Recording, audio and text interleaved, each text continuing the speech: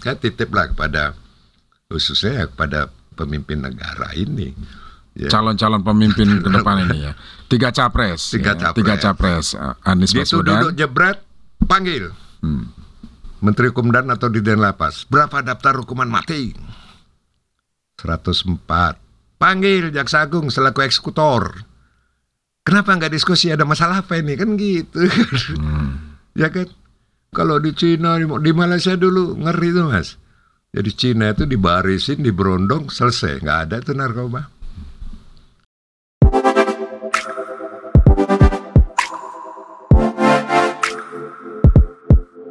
Pendengar dan netizen Radio El Sinta dimanapun Anda berada, narasumber kita kali ini adalah seorang motor penggerak anti narkoba di Indonesia. Salah satu. Saya sebut sebagai Ketua Umum Generasi Peduli Anti Narkoba atau GPAN. Ya, beliau adalah Brigjen Pol Purnawirawan Dr. Andes Siswandi. Saya langsung sapa. Pak Siswandi, halo, apa kabar? Baik Mas, selamat pagi. Saya sedikit bacakan pengalaman Pak Siswandi, penugasan ya. Di antaranya adalah mantan direktur, salah satu direktur di Badan Narkotika Nasional, betul ya Pak ya? Betul. Kemudian pernah juga bertugas di Bareskrim Polri sebagai Kasubdit 2. Kalau nggak salah ini nggak jauh beda dengan penanganan narkoba ya Pak? Betul. Wah, ini narasumber kita sangat komplit sekali pengalamannya di bidang narkoba. Dan sekarang setelah selesai penugasan di Polri, beliau aktif di masyarakat, mengedukasi masyarakat berkaitan dengan bagaimana melawan, mencegah peredaran narkoba di tengah kita. Karena kita tahu bahwa narkoba luar biasa sekali. Sekarang Indonesia dalam kondisi gawat darurat, kira-kira begitu. Tapi lengkapnya saya mau tanya langsung ke Pak, saya panggilnya Pak Siswandi. Pak Siswandi, baik. Pak Sis, bisa diceritakan pertama GPAN dulu Pak, Generasi Peduli Anti Narkoba, dan kiprahnya selama ini.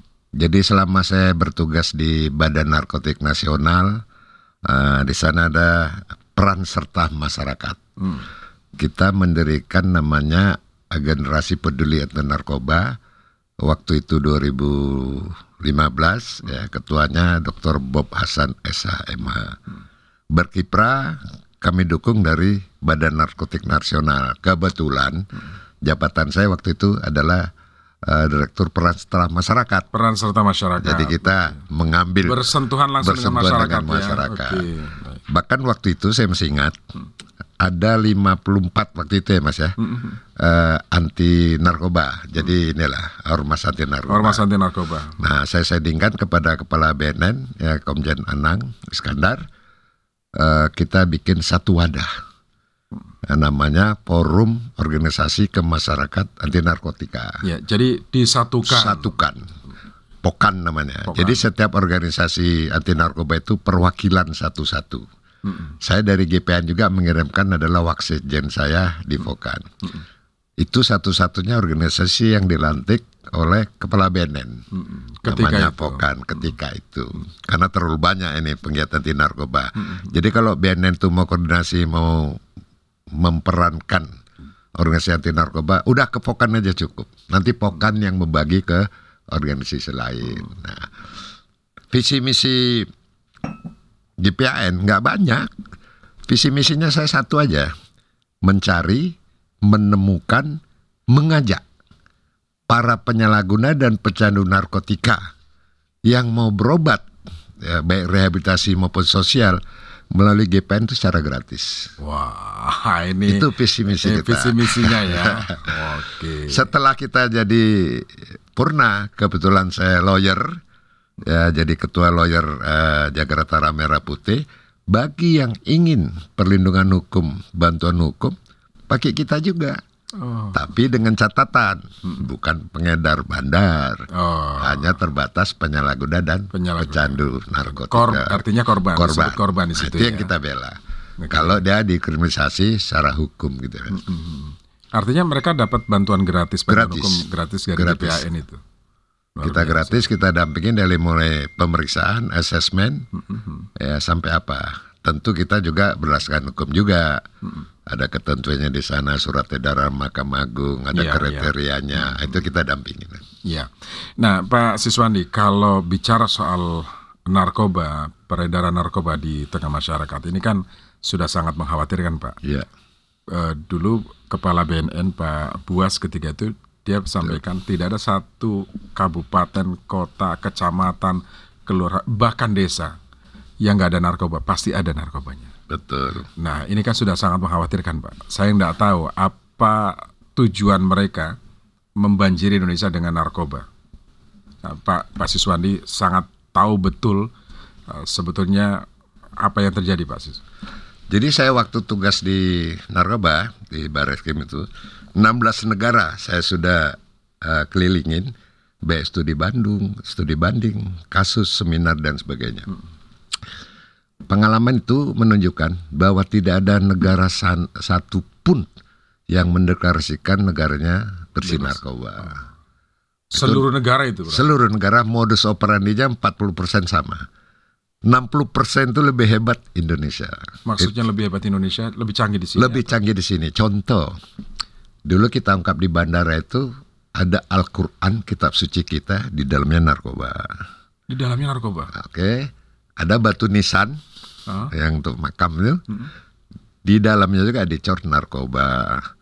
Jadi kalau ditelan itu modus operandi ditelan di mana-mana, dunia sama. Okay. Tapi kelebihannya di kita, ada di dalam ikan asin kita ungkap, hebat. Makanya pengalaman saya keliling itu saya menulis buku Mas, yang pangsa narkotika dunia Indonesia. Saya bedah buku itu sama DPR tuh, sama Luhut, ya kan, ya kan, sama Imam Prasojo. Saya diantem habis. Oh saya data, saya bilang. Saya juga waktu itu masih aktif, masih Kombes saya nulis buku itu. Tidak dipanggil Kapolri juga. DPR juga diem aja, oh berarti buku saya diterima ini kan, saya bilang. Nah, itulah selama saya dinas di Direktorat Narkoba. Kenapa ini Mas bilang tadi udah dasar? Oh ya, saya 34 tahun mengabdi itu. Sebelum Polda ada Direktorat Narkoba Mas, saya sudah kadit narkotika Polda Metro. Jadi belum ada Direktorat Narkoba, dulu Direktorat itu satu. Okay. Nah, Dir di bawahnya narkoba hanya Kasat. Saya kanit waktu itu Kompol di Polda Metro. Kita udah nangkap jaringan internasional. Dulu 10 kilo itu udah hebat. Zaman saya 95. Apa ini? Sabu atau? Sabu, narkotik, heroin. Heroin 10 dulu kilo? Heroin 10 kilo udah hebat. Sekarang udah tontonan kan, nanti cerita yang tontonan. Itu makanya narkoba itu udah dari zaman dulu. Pemerintah kan ada 3 itu yang diprioritaskan di dalam kasus ya. 1 teroris, 2 korupsi, 3 narkoba. Saya 2011 tuh udah bilang, ya kan, mbok dibalik jangan teroris, korupsi, narkoba. Narkoba dulu di atas, baru teroris, baru korupsi. Kita contohkan, teroris. Berapa sih pelaku teroris di Indonesia? Paling banyak korban tuh bom Bali 2. Pelakunya nggak ada, anak SD, ya kan, anak SMP, ya kan. Oke lah. Kedua, korupsi. Orang korupsi itu kan yang punya jabatan, yang rakus, yang punya kesempatan. Ya kan? Nggak ada 100.000 itu pelaku korupsi di Indonesia, itu 100.000 orang nggak ada. Kan? Kan? Terus uang di korupsi nggak ada triliunan juga kok. Ya kan? Orang-orang tertentu aja. Kita balik dengan narkoba. Narkoba itu tidak mengenal. Dia penjahat, penjabat, anak-anak, semua agama, semua lini sudah kena. Anak SD sudah kena. Dulu ada coklat kita ungkap masuk ke SD. Jadi sangat parah. Kenapa nggak dibalik? Boleh 3 prioritas ini, cuman narkotik duluan dong. Prioritas ya. Prioritas. Karena ini adalah jangan sampai lost generasi. Kita tidak menginginkan nanti suatu saat presiden mantan narkoba, ya kan, Kapolri mantan narkoba, wali kota buat, jangan.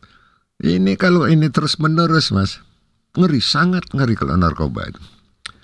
Sekarang di keluarga aja suatu keberhasilan kalau anaknya tidak menggunakan narkoba itu sudah berhasil. Nanti cerita data banyak sekali. Saya ngeri Pak kalau dengar cerita bagaimana dahsyatnya narkoba di menjangkiti masyarakat kita Pak. Oh iya Mas, saya tulis buku Pangsa Narkotika Dunia Indonesia itu 2011. Narkotika jenis apapun paling mahal tuh di Republik kita.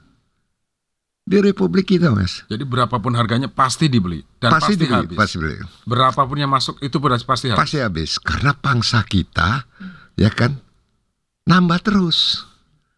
Nambah terus. Saya kemarin tuh HUT anti narkotika dinyatakan 3,6 juta. Saya sempat komen tuh.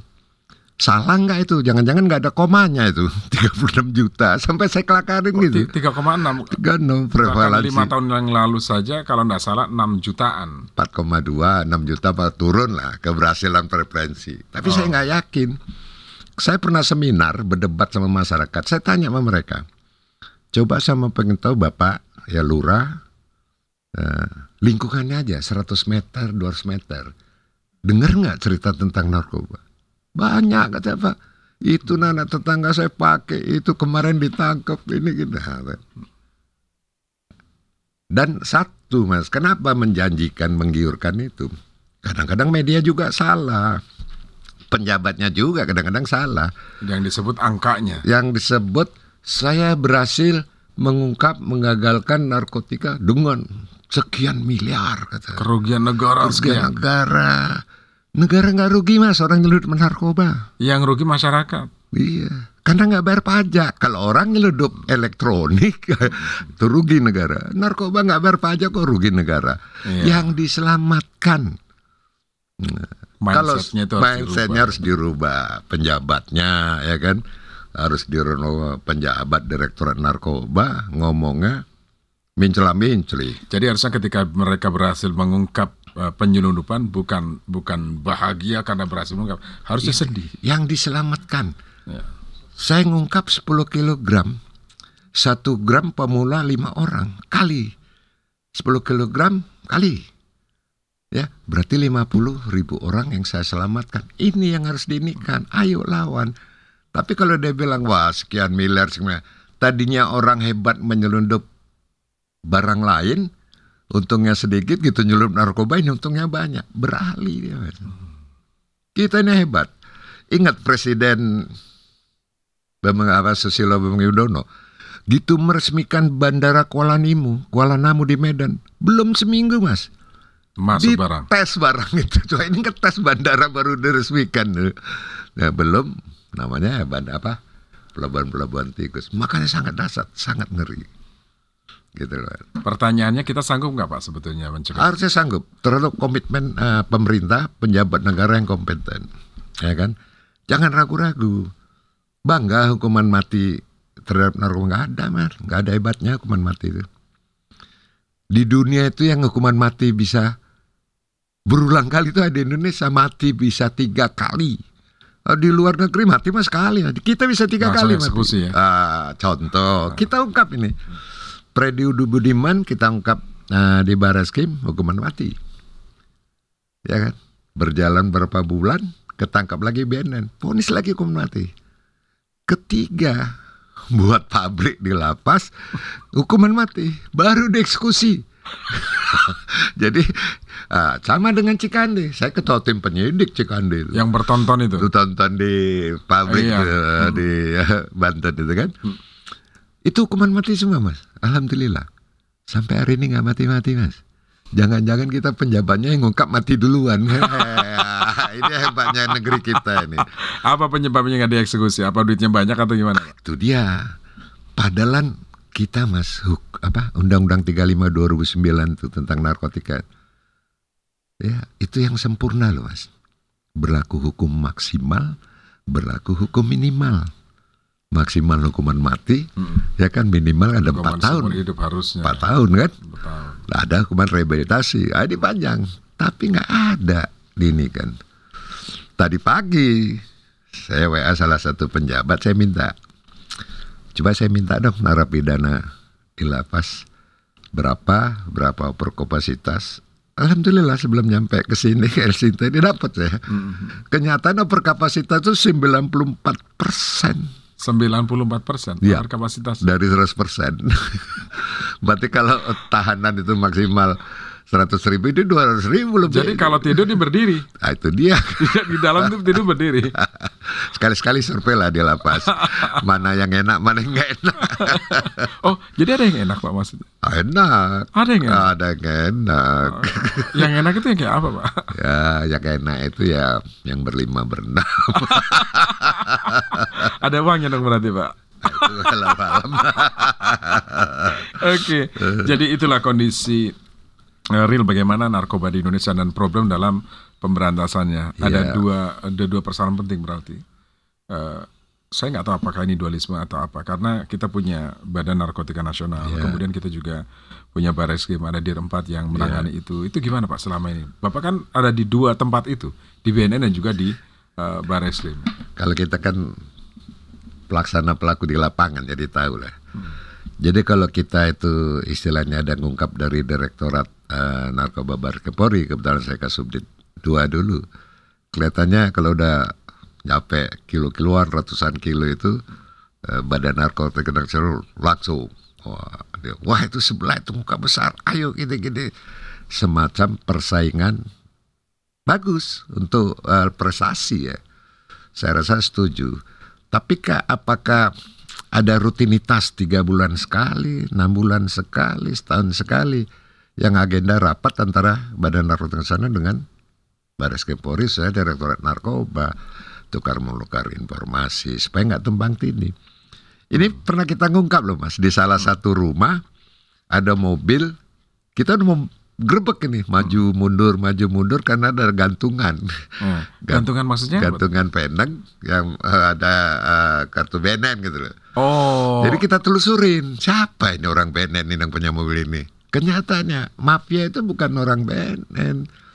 Dengan penengnya itu kita kan dari direktorat mikir nih. Itu loh. Jadi ya itu lidik dulu ya. Lidik dulu gini-gini, setelah kita ya cari tahu gini, ternyata bukan, itu palsu.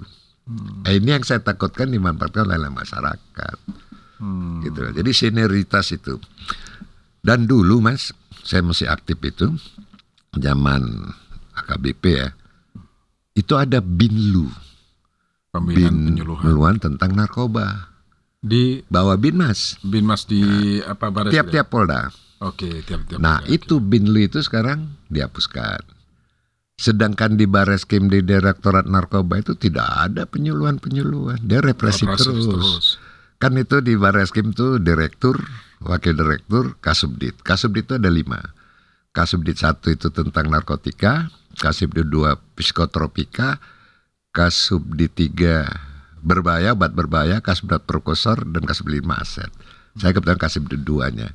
Tidak ada penyuluhan-penyuluhan. Kalau udah ketemu Direktorat Reserse Narkoba Barreskrim, tangkap, tindak. Langsung tangkap. Nah, beda dengan BNN. Saya di BNN itu kebetulan berlawanan tugas.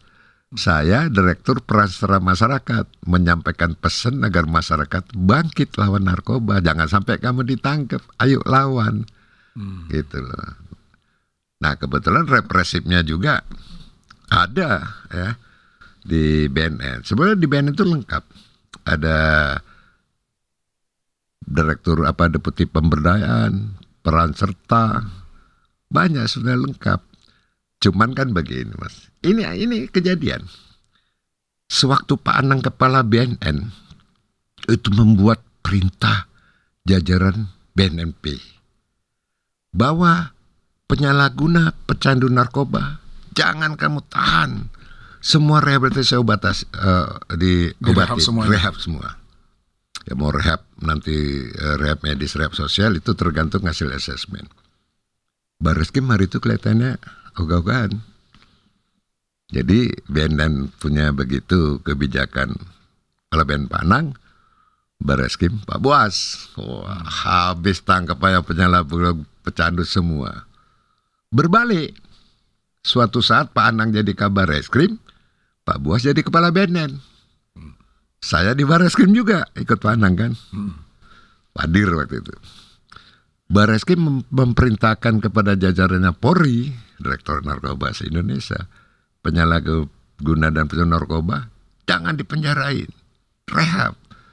BNN beda lagi, konsisten. Pak Anang.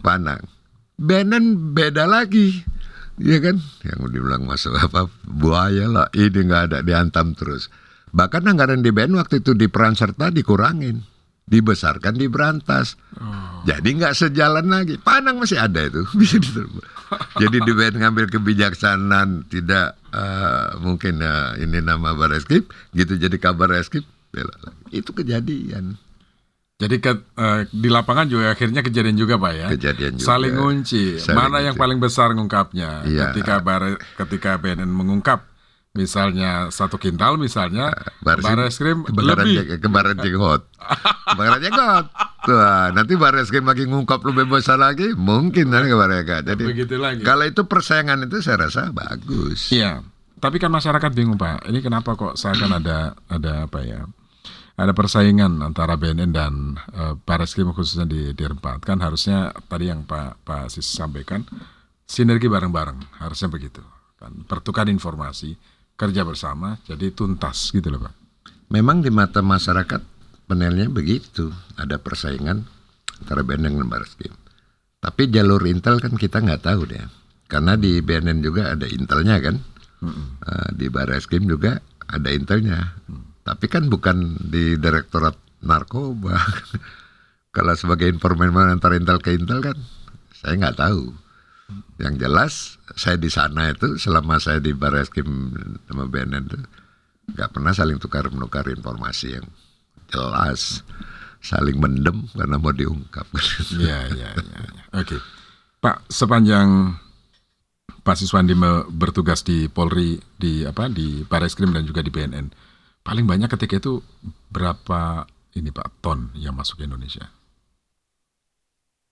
1 ton itu Freddy Budiman, ada tersangka V itu yang perempuan, Cikande sama Pelabuhan Ratu, itu tontonan itu. Itu zaman dulu ya. Dulu. Dan semua hukuman mati. Cikande itu nomor 3 terbesar di dunia, pabrik. Belum yang di Batam kita ungkap itu ya. Yang dipimpin waktu itu sama Pak Gores. Itu pabrik yang sangat sempurna di dunia. Kenapa saya bilang sempurna? Karena ada 5 lokasi, 5 TKP. Terputus lokasi yang ketiga itu bukan jadi home industry. Karena dia bahan mentah, 1 gudang, beralih tempat lagi kan, dimasak 1 tempat, pengeringan 1 tempat, terus dibungkus mau produknya 1 tempat. Itu putus tengah aja nggak nyambung. Jadi itu yang sangat sempurna itu kasus yang di Batam, yang melibatkan warga negara asing juga itu ya. Baik, pasti nanti kita lanjut di segmen berikutnya karena ini bukan semakin menarik, tapi semakin memprihatinkan. Dan publik harus tahu. Kemudian sekarang apalagi mau pemilu presiden, mereka para capres juga harus tahu dan juga harus lebih peduli menyelamatkan generasi. Ini poinnya di situ Pak ya. Setuju. Nanti kita bahas di segmen berikutnya. Pendengar dan netizen Radio Sinta, kami akan kembali sesaat lagi.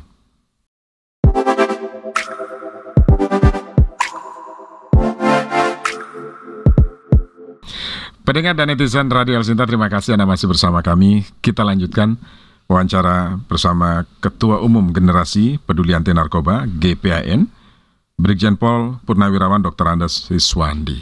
Pak Sis, tadi saya agak ngeri sebetulnya Pak dengan kondisi bukan kerapuhan, tapi faktanya memang narkoba berapapun banyaknya masuk, bahkan kita sudah ada pabriknya juga di sini. Ya kan? Nah ini kan menunjukkan bahwa demand-nya kan sangat besar sekali Pak. Sangat besar sekali, berapapun harganya dibeli. Berapapun banyaknya habis. Nggak pernah keluar dari Indonesia Pak. Nggak pernah keluar dari Indonesia. Nah maka saya rasa ini momen menjelang pemilu presiden, seluruh capres-cawapres kita belum pernah dengar nih komitmen mereka tentang pemberantasan narkoba di Indonesia. Padahal ini sangat-sangat miris sekali, memprihatinkan. Apa Pak tanggapan Pak Siswandi? Ini bukan salah bunda mengandung ini. Salah bapak kenapa pakai sarung ini. Jadi gini, saya ngikutin ya. 3 capres, ngikutin terus setiap hari TV itu terus. Ya, yang korupsi lah, yang inilah, yang IKN lah, yang macam-macam lah ya. Kok nggak ada sih salah satu kalimat visi misinya tentang narkoba? Apa KPU ini belum punya bahan? Minta dong. ada BNN, minta bahan apa gitu. Karena narkoba ini termasuk yang akan menghancurkan nanti pemilu.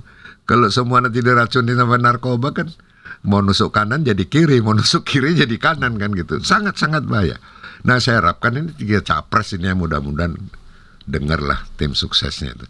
Cobalah masukkan salah satunya visi misi tentang narkoba. Baik itu pemberantasannya maupun edukasinya, pencegahannya. Jalankan aja undang-undang. Pak calon presiden, Pak calon wapres, jelas undang-undangnya. Sebut dong Pak. Nah itu dia, Undang-Undang 35 tahun 2009 itu dibuat sangat sempurna, ya kan? Karena tujuan undang-undang ini, biar paham mungkin ya yang dengar di masyarakat ini, ada di pasal 4 itu, huruf A. Ini nanti biar dipegang kepada pendekar-pendekar negara ini, ya. A itu menjamin ketersediaan narkotika untuk kepentingan kesehatan, ilmu pengetahuan, dan teknologi. Makanya yang dilarang itu kan penyalahgunaannya. Narkobanya kalau memang untuk benar yang A ini boleh. Untuk riset, untuk kesehatan, untuk operasi itu boleh. Itu yang A. Yang B hanya sebatas untuk riset dan kepentingan teknologi tadi, ilmu pengetahuan. Kesehatan dan ilmu pengetahuan. Okay. Yang B, mencegah, melindungi, dan menyelamatkan bangsa Indonesia dari penyalahgunaan narkoba. Itu dibentuk undang-undang. Ini marwahnya undang-undang itu hanya itu aja, 4 ini ya. Yang C, memberantas peredaran gelap narkotika dan perkosor narkotika. Memberantas, itu jelas. Ya kan? Nah, ini yang D ini. Menjamin pengaturan upaya rehabilitasi medis dan rehabilitasi sosial bagi penyalahguna dan pecandu narkotika. Itu jelas. Ya. Ada lagi pasalnya. Nah, ini di pasal 54, 55 jelas. Bagi para penyalahguna dan pecandu narkotika yang melaporkan diri kepada IPWL, institusi penerima wajib lapor, tidak dituntut pidana. Bagi para penyalahguna dan pecandu narkotika wajib direhabilitasi. Realnya udah jelas. Ya semua sudah, Kapolri sudah bikin Terkapolri, jaksa sudah, Mahkamah Agung udah surat edaran Mahkamah Agung, kriteria bagi penyalahguna pecandu sudah ada. Ya kan, kalau narkotik ini di bawah 1 gram, kalau ekstasi 8 butir bawah gitu. Udah jelas. Tapi jangan 0,5 diponis 4 tahun. Yang 20 kilo kasus di provinsi itu diponis 3 tahun. Udah nggak bener negara ini. Di balik yang kontrol siapa? Sebentar Pak, negaranya atau aparatnya? Aparatnya. Kalau negaranya kita wajib menjaganya Pak. Menjaganya, negaranya jangan hancur. Jangan hancur Pak. Iya, aparatnya ya jaga. Kita harus koreksi terus itu Pak. Masa udah 20 kilo tuntutan 4 tahun, ponis 2 tahun. Sama kayak ya bagus jadi bandar daripada pengguna. Mainnya orang itu kan mindsetnya gitu. Saya make 2 butir, vonis 2 tahun. Di sana 20 kilo, vonis 2 tahun. Kalau besok aku nggak make. Mending jadi bandar sekalian kan gitu. Ini yang perlu. Saya titiplah kepada, khususnya kepada pemimpin negara ini. Ya. Calon-calon pemimpin ke depan ini ya. 3 capres. 3 capres. Anies Baswedan. Duduk jebret, panggil. Menteri Hukum dan atau Dirjen Lapas. Berapa daftar hukuman mati? 104. Panggil Jaksa Agung selaku eksekutor. Kenapa nggak diskusi, ada masalah apa ini? Kan gitu. Ya kan? Kalau di Cina, di Malaysia dulu ngeri tuh Mas. Jadi Cina itu dibarisin, diberondong, selesai. Nggak ada tuh narkoba. Di Indonesia masa di Indonesia mau seperti itu? Masa itu ya kan? Jangan sampai seperti itulah, kan begitu ya. Jadi kan siapapun nanti, baik Anies Baswedan, Ganjar Pranowo atau Prabowo Subianto, kalau mereka terpilih nanti jadi, itu yang harus dilakukan. Saya titip itu satu aja. Silakan yang lain ya, korupsi, teror silakan. Karena kita bidang narkoba, ya karena jangan generasi Mas. Tapi sekarang kenapa ya kok nggak ada bahasan soal narkoba? Mereka juga nggak ada statement soal kepedulian generasi. Ini nggak ada yang bisikin pada presiden kan, takut kan. Pak Presiden ini gini loh gini. Mungkin dia kok dimarahin atau nyampaikannya nggak nyampe, kita kan nggak tahu masalahnya. Mumpung ini kampanye ini kan, Mas. Kampanye, ya. Ayo, visi misi narkoba itu apa sih, capres cawapres? Tunjukkan kepeduliannya gitu ya. Tunjukkan kepeduliannya. Ya. Saya Pak, dari GPN itu, ini, Pak. Dari GPN itu, Mas, banyak loh masa saya. Dan saya waktu pakai kaos itu, ayo, yang belum jelas visi misinya, kita pakai kaos 3 capres. Belum ada nomor urut. Pakai 3 capres GPN. Judulnya Damai Indonesiaku. Nanti kita memilih hak preferensi silakan pribadi setelah tahu visi misinya. Baru mengarah. Baru hari Valentine. 14 Februari hari kasih sayang, hari ulang tahun El Sinta juga itu, Pak. Oke, Pak. Jadi pesan tegas Pak Sis kepada mereka para capres apa nih, Pak? Kepada para capres. Ya, sekarang masa kampanye kan, Mas. Ya, gimana dia mau nindak lanjut nanti setelah jadi capres, kampanye aja nggak didengungkan. Nah, didengungkan dulu lah waktu kampanye ini. Komitmennya ya, tunjukkan dong komitmennya. Kalau saya begini-begini, saya akan komitmen terhadap daftar tunggu eksekusi mati segera diselesaikan. Gitu ya. Yang sudah, jadi gini Mas, ada modus ini yang terkena hukuman mati ini, kalau mau dieksekusi kira-kira bulan depan itu kan udah ribut. Ya. Supaya dia nggak diskusi, dia ngakalin Mas. Ngajuin lagi? Bukan, bikin kasus baru lagi. Entah mukul orang, entah nusuk orang di lapas. Ada pasal baru lagi? Ada pasal baru, diproses lagi, tertunda lagi eksekusinya. Atau jadi bandar lagi. Udah mati juga, dihukum mati kok. Gitu loh. Ini kalau ini terjadi, ya gimana? Gitu. Makanya harus tegas lah. Ini pemerintah yang bisa. Iya. Oke. Sisa 1 tahun terakhir inilah ya, Pak. 1 tahun terakhir. Ya Pak Jokowi ya. Masih ada waktu Pak Jokowi. Ya, 26 Juni tahun depan mesti Bapak Presiden, Hari Anti Narkotik Nasional, lakukan eksekusi, Pak.